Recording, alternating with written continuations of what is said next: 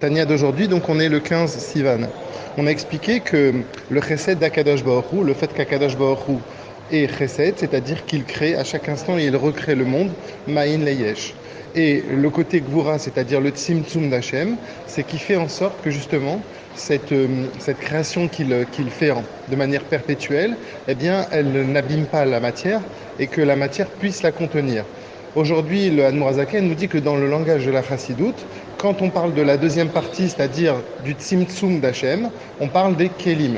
On parle en fait, le Chesed, c'est les Oroth, et le Tzimtzum, c'est les Kélim. De la même manière qu'un réceptacle, eh bien, il limite le contenant, que ce soit par exemple, si c'est un liquide, eh bien, on met de l'eau, va dépendre du réceptacle, du kéli qu'on va mettre. Ça va lui donner toutes sortes de formes, ça va le limiter dans cette forme-là, alors qu'en vérité, l'eau, par exemple, aurait pu avoir d'autres formes.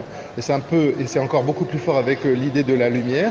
La lumière, justement, va limiter, le kéli, pardon, va limiter la lumière. Et donc, finalement, on a ici, justement, cette idée-là, qui a l'éoroth, c'est-à-dire le chesed d'Hachem qui crée constamment Me'ain Leyesh, et le Kéli, c'est-à-dire le fait que Akadosh Baruch Hu, il limite cette lumière pour qu'elle ne soit pas néfaste pour nous. Ici, si on veut rentrer dans ce qu'on avait expliqué, on dit qu'Akadosh Baruch Hu, il a créé le monde avec la parole. Donc la parole, c'est les Oroth, c'est la lumière.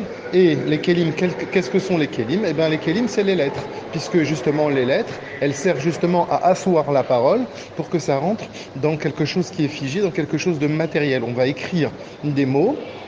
Quand on les dit, c'est le or, et quand on les écrit, quand on les limite dans un écrit, c'est les kélim. Le symbole des lettres, c'est ce qu'on appelle les 5 lettres qui sont kfulot, c'est-à-dire qu'il y a 5 lettres dans l'alphabet en hébreu qui peuvent se dire qui sont doubles.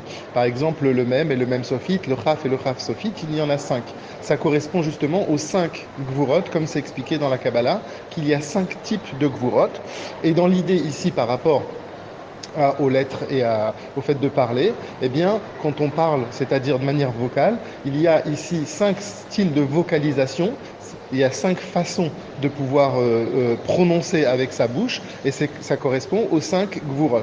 Alors, dans le langage de la chassidoute, on veut dire que cette idée-là des gvurot, de la gvura, ça s'appelle aussi butsina des cardonita. Cardonita en araméen, ça veut dire l'obscurité. Et donc, c'est la lumière qui fait partie de l'obscurité. Pour nous dire quoi? Pour nous dire que, et c'est là où l'enseignement est extraordinaire, c'est que dans le shoresh, la source, le départ des Oroth, de la lumière, du Chesed Hachem, se trouve dans le monde de Atik Yomin, c'est-à-dire au-dessus de la volonté, quelque chose qui a une source qui est très très haute.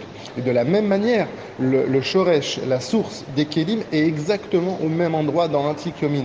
En d'autres termes, ça n'est pas que le fait de quand Akadosh Baruch Hu se fait un tzimtzum, quand Akadosh Baruch Hu se contrôle, ça n'est pas une force qui est plus basse, qui vient de moins haut chez lui. C'est exactement le même niveau. Tout ça pour nous dire que la force de Chesed et la force de Gvura d'Akadosh Baruch Hu, les deux viennent d'un Shoresh exactement du même Shoresh, et donc finalement de la même source. Et donc finalement, si on comprend bien, eh bien, de la même manière qu'Akadosh Baruch Hu donne avec le or, et bien de la même manière qu'Akadosh Baruch Hu, il va donner avec les Kélim. C'est-à-dire que quand par exemple quelqu'un, et justement il se restreint pour l'autre, c'est une façon aussi forte de donner que quand on donne du Chesed.